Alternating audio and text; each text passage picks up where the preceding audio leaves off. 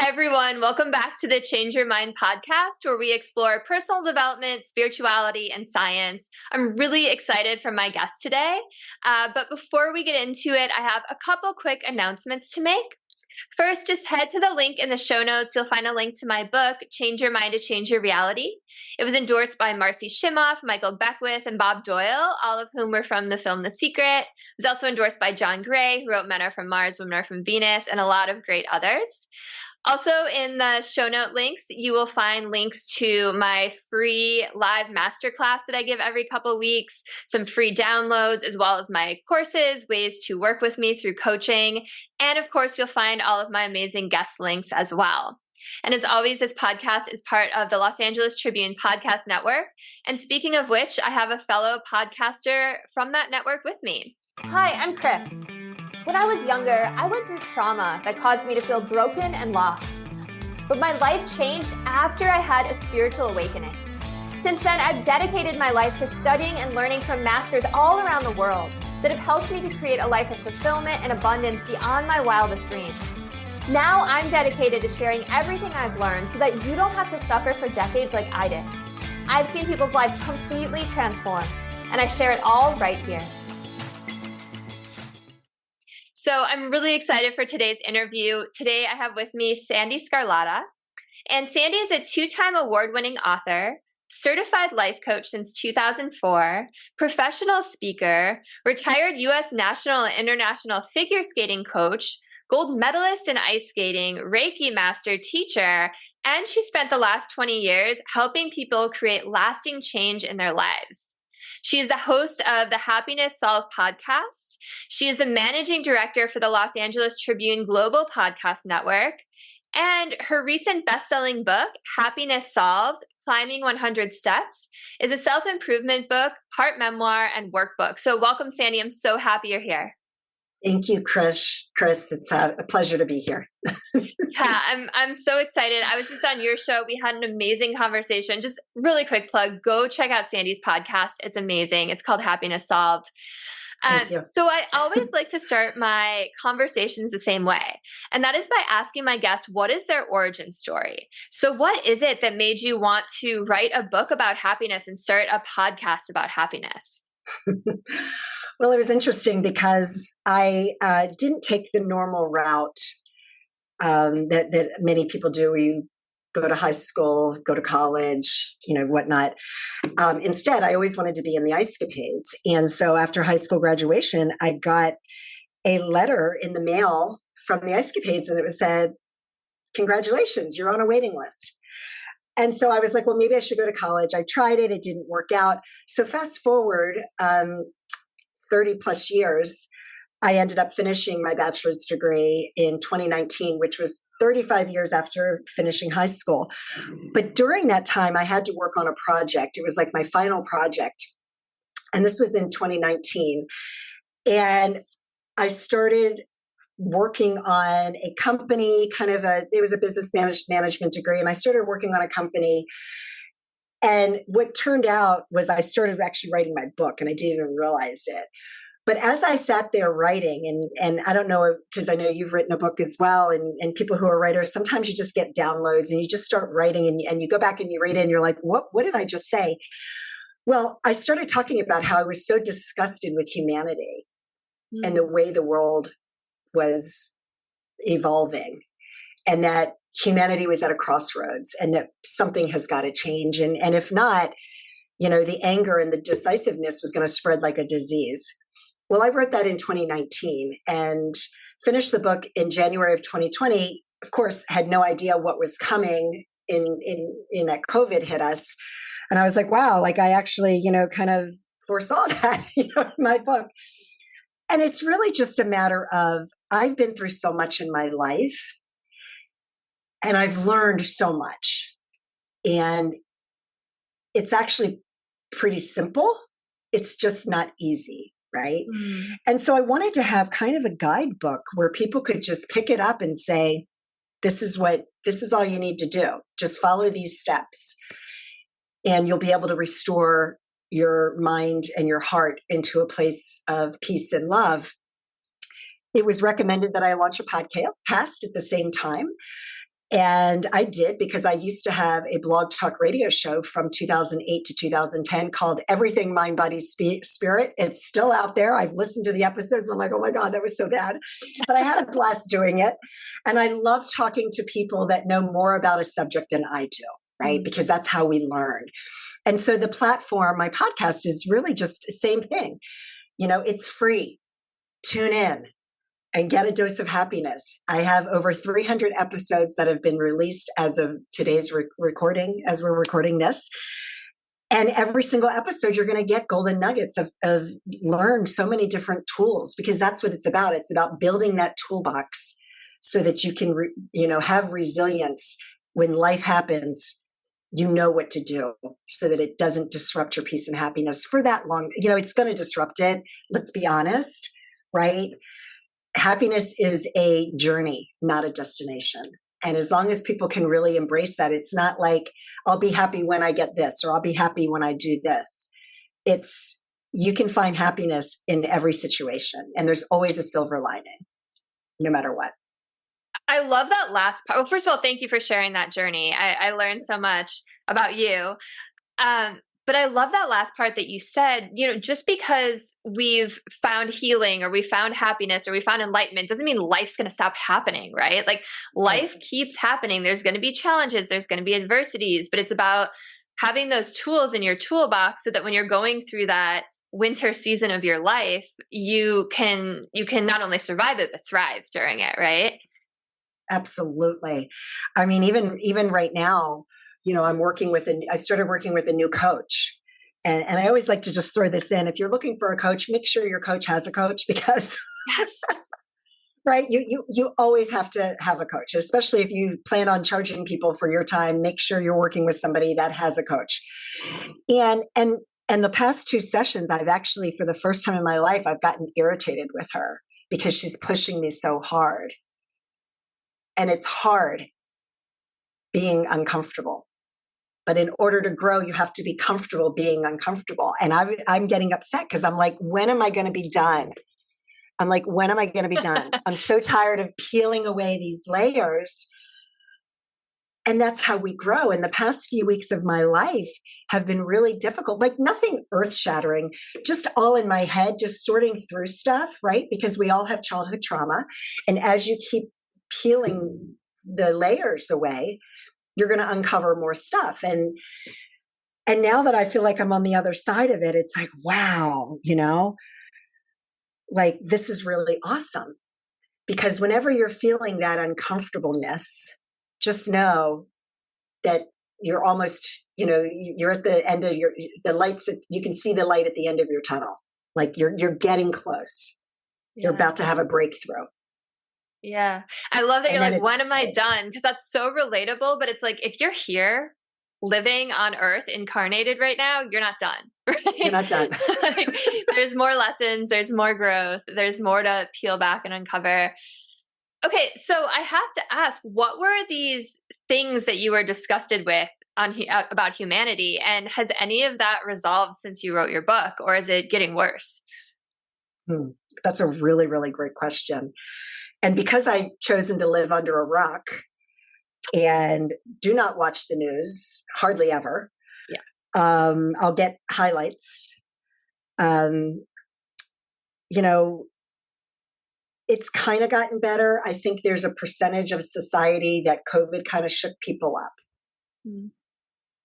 However, there's still, especially in the United States, we've got the middle America that unfortunately, it's a travesty that our education system has not been better in this country, and that there's a lot of very uneducated people in the United States that have blinders on, and they choose to hear what they're hearing instead of, as most educated people would do, and do their own research and find out what's really going on instead of just believing it's like he said, she said. Like there's still a lot of that decisiveness going on. And I think the media is a big part to blame for that, because you're only hearing what they choose, the narrative that they want you to hear. So I think that while I think it has shook up a lot of people going through COVID, I still think there's a lot of work that needs to be done. And, it's hard to say whether or not it's going to get any better, because at the end of the day, they for years, we always say, think locally, not globally, right? Because you can only change so much in your surroundings, right? And it's still that way. But at the end of the day, everything is an inside job, no matter what it is you're working on. So if people start to look within and recognize that all the answers are within themselves, then maybe we still have a chance at turning things around. Yeah. I remember when the pandemic, sorry, go ahead. I was just going to say, I just think that most people don't want to do it. It's being uncomfortable. Being uncomfortable really sucks. Yeah. And it's so much easier to just ignore it. Yeah. And it's scary for people to get out of their comfort zone as well. Like I was going to say, I remember when COVID was happening, I was thinking there has to be good coming out of this, right? Like this is what's going to help humanity rise in consciousness and help with the awakening. And I don't know that it really did, but you touched on something that's so important to highlight is our perception is our reality, right? Yes. And quantum physics backs this up. We're living in a time when science backs this up. And you were saying like some people don't do the research. The other flip side of that is you can do research on anything and find quote unquote proof out there that backs up your beliefs, right? In this day and age with social media. And like you said, with the media, it's anything you believe and your beliefs create your reality. There is something out there that backs it up in this day and age. And, two people can be living next door to each other and seem to live in different realities. And they're so gung-ho on their belief system. It's just a crazy time. Very, very much so. This actually brings us to what we were talking about on your show. And I'd love to hear more of your perspective on it.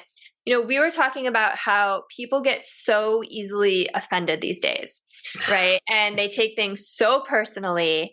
And they blame outside events and other people for their suffering. So I'd love to hear your thoughts on how that affects happiness and how happiness ties into all that. Oh, it's everything. It's everything, because when you're making a choice, because you have to remember happiness is a choice. And when it comes to perspective, so you can think about it. Let's see, what can I relate it to? Because there's so many different scenarios. Let me think. I don't know. Can you think of just a basic scenario? My mind is. Well, you were telling me that someone told you they didn't want their episode aired because you mispronounced their name, right? That's like Thank you. Yeah. Thank you. That's a perfect example. I completely blocked right there. Yes. And now I kind of have fun with that whole thing, because you never know how. I played tennis last night with somebody named Jorge, but the way he spells it, I'm like, is it George or is it Jorge? And I just kind of, and so, yes, I had this guest. We had a great conversation. He's a PhD psychiatrist or psychologist. And I said his name wrong and apologized. And he was so offended by it that he asked me not to. He emailed me twice and reached out to me on LinkedIn saying, please do not air this episode. And I was like, in that moment, you have a choice. We all have a choice. He blamed it on his branding. And I'm like, you can either choose to be offended that somebody mispronounced your name. And let's look at that. What's really at the bottom of that? So we're going to break this down, because we've got consciousness and ego. Mm-hmm. So you can easily say, yeah, that was his ego, right? It was clearly his ego. But let's break it down. He's worried about his brand. So what really is that? He's fearful. He's afraid that that me mispronouncing his name is going to affect his brand. People don't give a crap. They really don't. They really don't. And I had a choice too when I saw that, because of course I was then offended, right? It offended me that he didn't. And I was like, and I thought about it. And this is just a tool for people, sometimes before you hit send, whether it's a text message or an email, I will say what I want to say. I will get it all out, but I just don't send it. And then I delete it. And all I said was, I said something to the effect of, right now I have a choice as to how I'm going to respond. And I choose consciousness. And that's all I said. And, because the thing is, it doesn't matter. It really doesn't matter that I've mispronounced his name, and sometimes I'll say to people, you know what, you're in America now. If you're a US citizen, just deal with it. Everybody spells their name. I mean, I've been Sandee Sgarlata for 35 years and 9 out of 10 people say my last name wrong. How miserable, to bring us back to happiness, do you know how miserable I would be if every day somebody mispronounced my name and I got upset about it? My gosh, life's too short. No. So it does affect it because you're choosing negative emotions. And whenever you're choosing negativity over the positive, it all goes back to the map of consciousness, our frequency that we're emitting. And when you're choosing any type of negativity, you cannot be happy. You can't be grateful and angry at the same time. They cannot coexist. You cannot feel love and fear at the same time. They do not coexist. It's one or the other. Yeah. That is the world that we live in. Yeah, that's really beautiful. And I mean, honestly, he could have in the moment made the choice to say, oh, hey, actually, you pronounced my name wrong. It's pronounced this. Or not even blamed you like, oh, hey, it's actually pronounced this way. And it's just a blip, right? But he had the choice to probably sit there the rest of that episode and like ruminating in that. I like your thing where you type it all out and then delete it. You know what I've started doing is I'll type it all out and then I go to ChatGPT and I say, can you rephrase this in a really nice way? And it's amazing. It's like my go-to now. I love that. But it's important because the happiest people are those that feel the full range of emotions. And you have to feel it. Yeah, because what I wanted to say was, well, it's your loss, not mine, because I've got this big podcast and I get all these downloads. And blah, blah. No, that's my ego talking, right?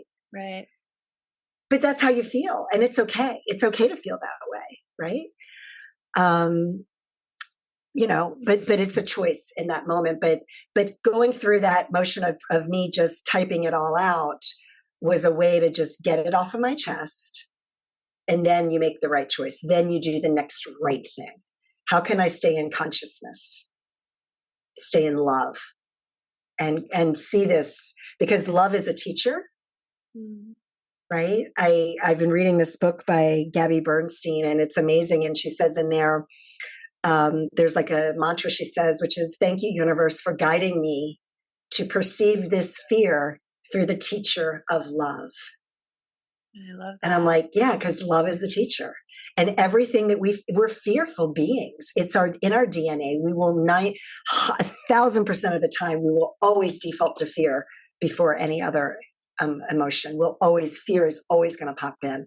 And it has served us well over the years, and it still serves us. It's just being able to distinguish between when you're in a fearful state and where you're, and being able to dissect that and be like, okay, I'm afraid. What am I afraid of? Is it true? And have that awareness and self-awareness to distinguish between those thoughts, because it is just a perception. Like you started out this conversation. It's all a perception. Yeah. And I really like that idea of asking yourself, is this true? And even if it is true, what can be done about it, right? We don't have to just succumb to this fear. Okay, I love everything you said. It's so beautiful, especially about love being the teacher. So how do we navigate life in this day and age when it feels like everyone and their mother is out there getting offended, where it's almost become trendy to be a victim? Like, how do we navigate that? How do we stay in love, and how do we find happiness within that to bring it back to happiness? It's a choice. It literally is a choice, and seeing it for what it is. And when you have a situation where somebody is offended, number one, if you're, and it depends on how you're reacting to it. So they're offended and you have a choice. You can either choose to agree with them, right? Because that's what they want, right? When people are playing the victim, they want people to agree with them, right? Or you can show up as a teacher and maybe be like, I've learned to ask permission from people. Say, is it okay if I offer you a different perspective? Because if you just offer it, they're not ready to hear it. And sometimes they'll be like, you know what? I need to sit with this for a little bit. And then you need to respect that and let them, and just say, you know, and if they say, yeah, can you help me with this? Because many times when you've been violated or hurt, or you feel like a victim, because it happens all the time. And it's our natural default where something happens to you, and I'm using air quotes right now, and you feel like that. And yeah, it did happen to you. And it's in that moment you have a choice. Can I see the lesson in this? Why is this happening to me? Because at some point you will reach, if you focus on this and you really pay attention, you will reach a point where you will say, this happened for me. And you're able to shift that perspective. But, you know, I've just learned, because like, especially with my girlfriends, they all know that I'm a coach, and they don't want to be coached. Like, a lot of times people don't want to be coached. Yeah. Right. And so asking their permission is just a good way to go about it. But at the end of the day, you're in charge. I'm in charge. We're all in charge of our own happiness, and it's your choice. And so you can either choose to go with the flow and be like everybody else and be miserable, and wake up one day and say, oh my gosh, I spent the last month being upset over this issue. Like, why? Is it worth it? Because life is short, you know, and it's going by faster and faster. And so every single day bring it back to a choice. We have a choice. Yeah, I like that. Thank you. I really appreciate that. And I love the idea of asking permission, because then it puts it back in their court, right? Like, they have the opportunity to grow and step into their own power, or they can retreat into victimhood, right? And then that's not on you anymore, right? That's right. I mean, it was never on you, but they were perceiving it to be on you. It reminds me, I know you're a student of ACIM, and I love ACM as well. And there's that one part in there, there's no victims, only volunteers, right? And I always think about that. Okay, so you know, you've written this book on happiness. You've got this podcast. You've talked to so many people. You know, what have you learned about happiness, and how have you implemented it into your own life? Well, I guess it goes back to the choice. Happiness is a choice. And what I've also learned is that, to bring it back to when we first started, life is going to happen. And we can't stop it. It's going to happen. And, you know, even though, like I said, I choose to live under a rock, meaning I'm just not, I just don't watch the news. I think it's very healthy to take breaks from that, because it's so much out of your control, and you can really drive yourself crazy. But we're all in this together, number one. Okay, there is a collective consciousness. We're all in this together. Nobody is excluded from pain and suffering. We're all going to experience it. And it's really just about continuing to build and grow your toolbox, and know that everything happens for a reason. This too shall pass. It's not permanent. Maybe today I'm not in a position to make a choice, and that's okay. You know, there's day, and being gentle with yourself is really the last part of that, is that, you know, if I need to spend a week ruminating over something and figuring something out in my mind, that's okay. You know, I have to take care of myself, and being gentle with myself, and giving myself grace to sort through some of these feelings.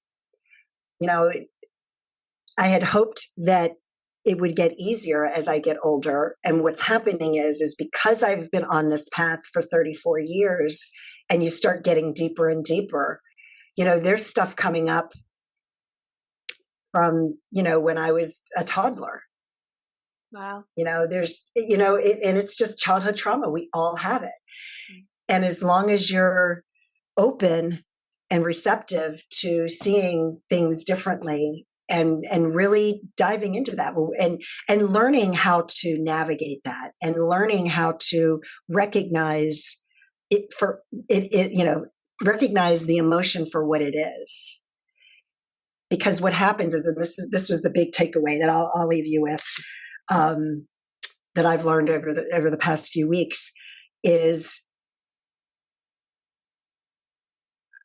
I've given my power away to certain things. Okay.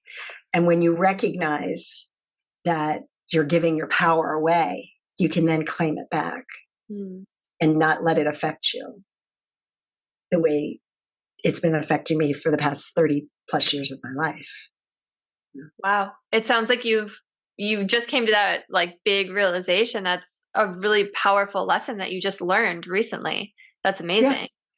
Yeah, it has. I'm so happy for you to hear that. Like, it sounds like you've had a rough couple of weeks, and I'm sorry for that, but it sounds like something really beautiful came out of it. Yeah. I mean, it was only rough in my own mind, right? Yeah, that's true, right? That's how it goes. I'm still going about my day. I'm still doing my thing and all of that. But it's in there, and it's a dialogue, and there's no time limit. There's nothing that says, and I've heard people say, "Oh, I give myself 5 minutes." Well, that's great if you can give yourself 5 minutes and you can be over it. But chances are, if you've been on this planet more than 30 or 40 years, you're going to need a little more than 5 minutes to work through some deep issues, and that's okay. Like, allow yourself whatever time you need, because nobody's timing you. There's no rush.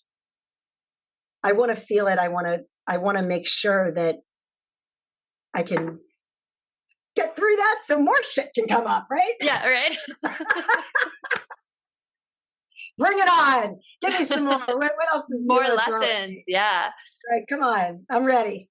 Yeah. I feel like I've learned a similar lesson too, that like happiness will come in cycles too, right? Like, I know it's a choice. I totally agree with that, but feeling happy overall comes in cycles, right? Like, we all go through dark nights of the soul where things are really difficult. We're learning those lessons. And when you're in that shit, it's like, it feels like you're in it forever and you can't see the light at the end of the tunnel. And it's just so heavy, but happiness always comes back around. And I don't know, like, personally, I went through a dark night of the soul in 2020. I told you a little bit about it after our show. And I've found this lightness again with my son, and just it's this amazing thing that I didn't know that I was going to get back to this level of high. And it's such I don't know, life's so interesting that way. It really is. And it's seasons, like you mentioned a couple of times. We all have these different seasons of our life, and just, it is what it is. And I've chosen to go through in consciousness in the best way that I can. Yeah, I love that. And I think just being awake and aware and, self-aware is such a big key, which brings me to the fact that I don't want you to have to give away your whole book. I won't ask you to do that. But you mentioned that happiness is really simple.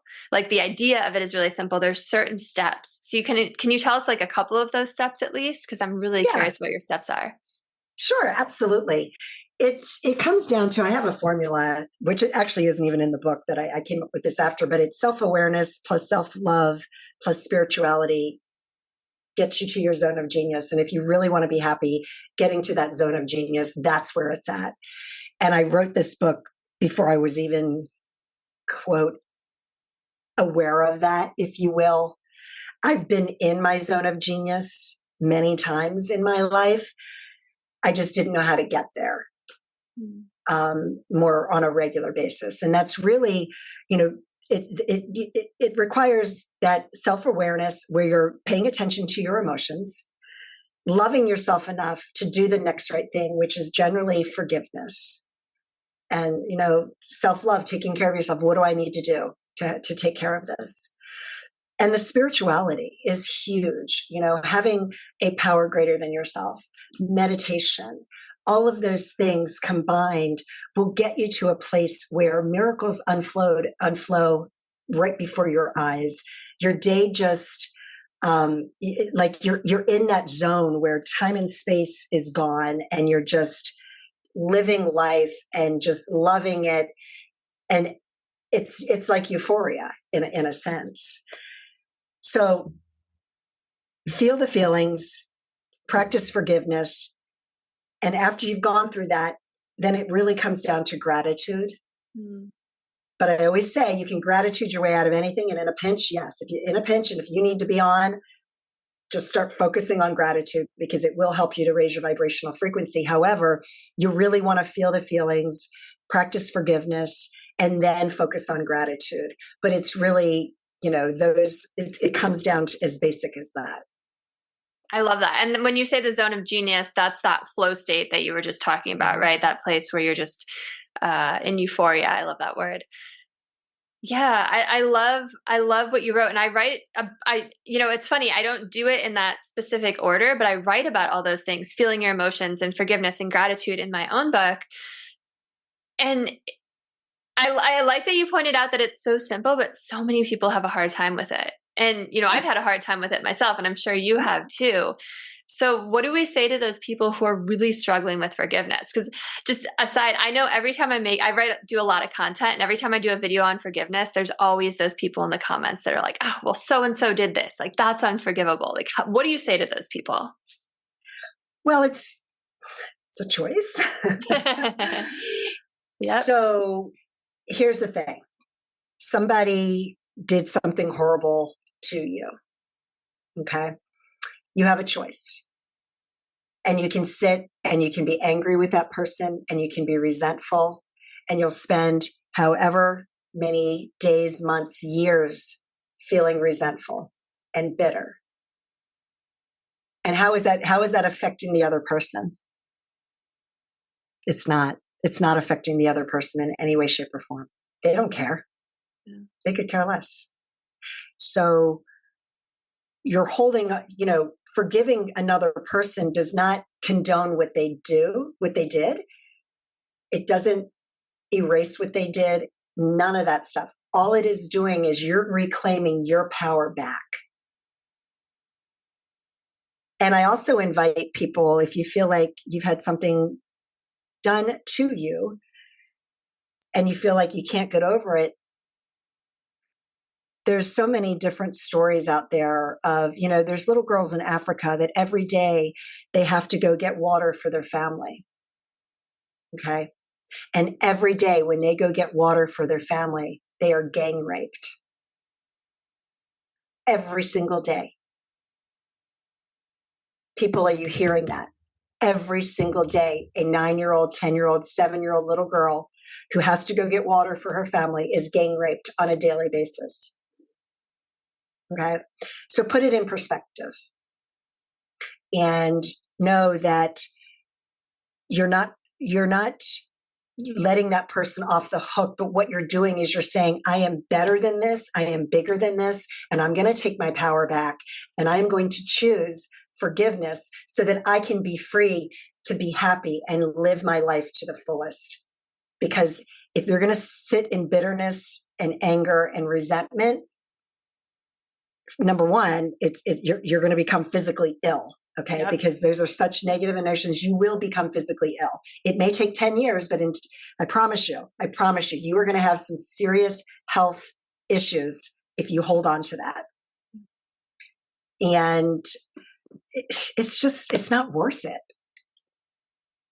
Stop being so stubborn. People are being stubborn.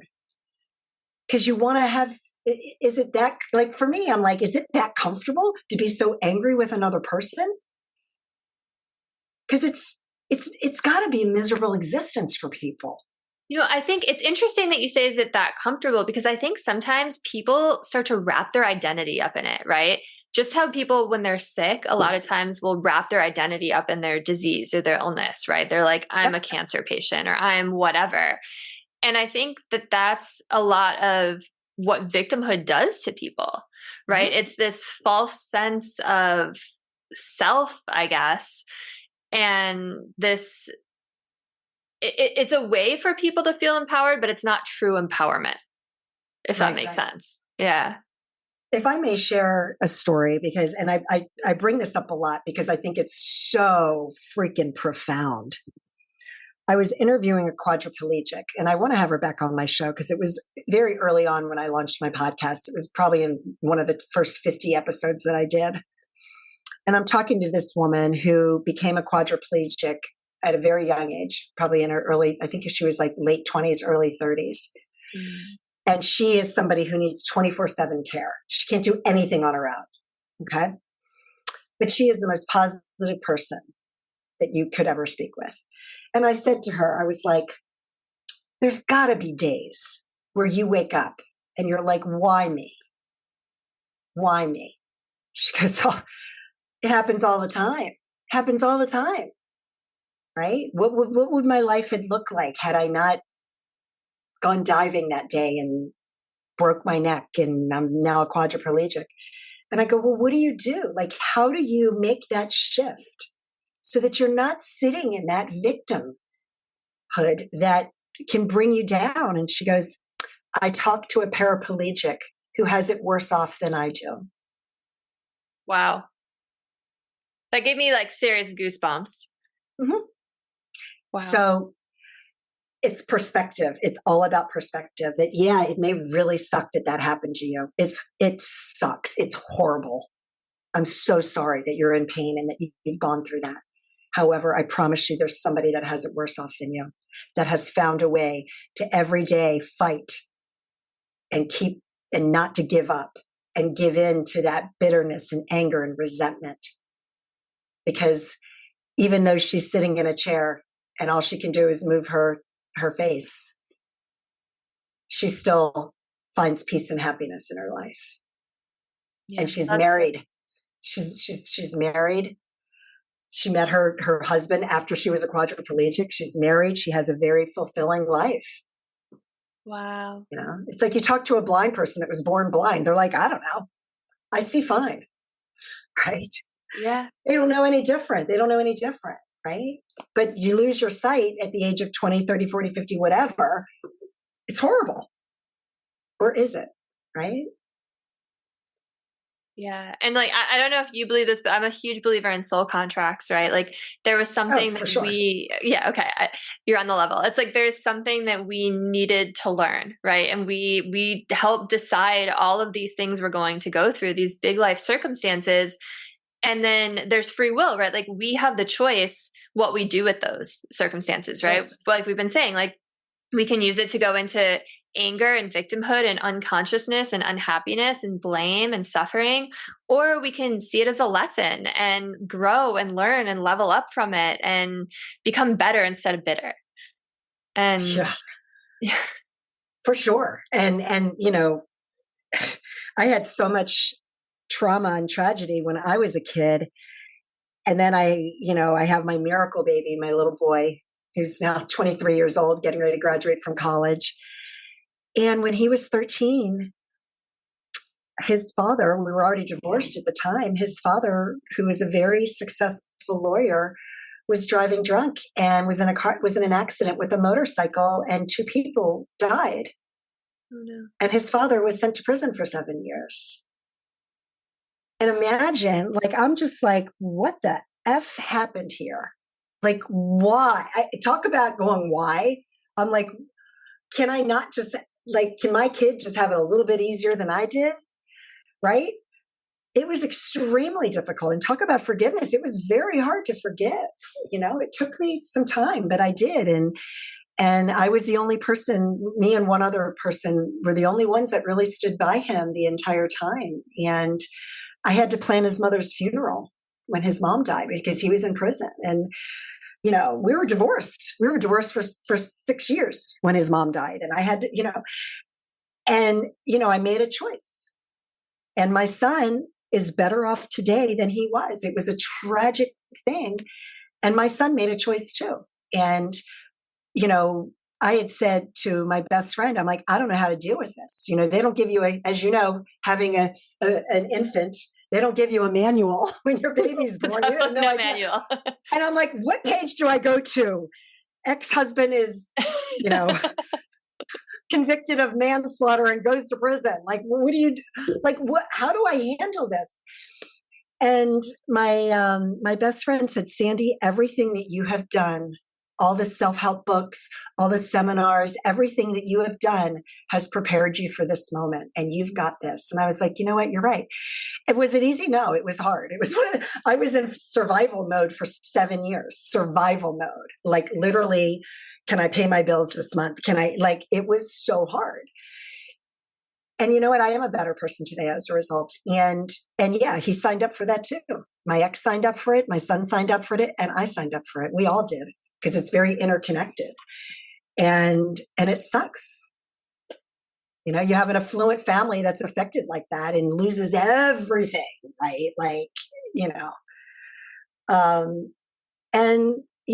You just, what doesn't kill you makes you stronger, right? There's so much truth to that. It's corny. That saying has been around for who knows how many years. It's so true. What doesn't kill you makes you stronger. Yeah. And then, just trying to look at it from a different perspective, what an amazing opportunity you had to model for your son forgiveness and happiness is a choice and strength and, perseverance and a whole host of other things. And you better believe your 13-year-old son saw that, and he probably is, like you said, such a stronger person because of that, because he saw you model it. And I agree with your friend. Like you had to have gone through all of those seminars, all of that self-help book, so that you could get to that point, so that you could be that person for your son and for yourself. Yeah. And today, my ex-husband's out of prison. We're like brother and sister. He spends Christmas with me and Mike, because I'm remarried. He spends Christmas with us. We get along great. I know his girlfriend, and it's one big happy family. And again, that's also setting an example for people. Like, just because you get divorced doesn't mean you have to be angry. Like, we were together for 25 years, married for 21 years. I was 21 when I met the man. And of course I loved him then. And I still have love in my heart for him. And we can be friends. We can have a relationship. I love for that. our son, for our son. Right. I love that. I love that he joins for holidays and it's one big happy family. That's definitely modeling. And, it just brings me back to like the way that we change the world. Like, you can't force anyone to change, but you can step into that higher position, right? Like, you can become that beacon, that light for others. And then they see that and they rise up to your level, right? Like, you can offer them a helping hand, but being that light for people and it, like, walking the walk, right? Not just talking the talk. That's how you affect change in the world. That's right. You have to show up as your authentic self. And I don't preach anything. I don't preach, but I don't talk about anything that I don't do myself. And if I'm not doing it, I'm 1,000% be like, hey, I own it. I'm not doing this. I'm trying. Wouldn't you say, though, that we teach what we need to hear ourselves? Oh, totally. Yeah. Why do you think I started a happiness podcast? Because that's been the theme of my life. It's like, I want to be happy and I want to talk to other people and learn. But yeah, absolutely. Yeah. So is there anything else that you want to leave listeners with? Anything we haven't touched on that you feel like you really are feeling pulled to get out there right now? Yeah, I always like to say forgive for peace. My very first book that I won 2 book awards for is a novel for teenage girls. And it was a series of 5 books. It's not, the second book was finished and was never published. So I've put the 2 books together and I'm finishing it and I'm going to have that put out there in the world. And the main theme of that book is forgive for peace. It's a novel. It's a great story. I don't know how it's going to end. I haven't finished it, but I'm excited to put it back out in the world after 24 years or 14 years, I guess it's been. That's super cool. Yeah. So forgive for peace. I love that. Quick and easy. And I know we've mentioned your podcast a bunch, but please tell people how they can find you, where they can find the podcast, where they can find your book, all of the things.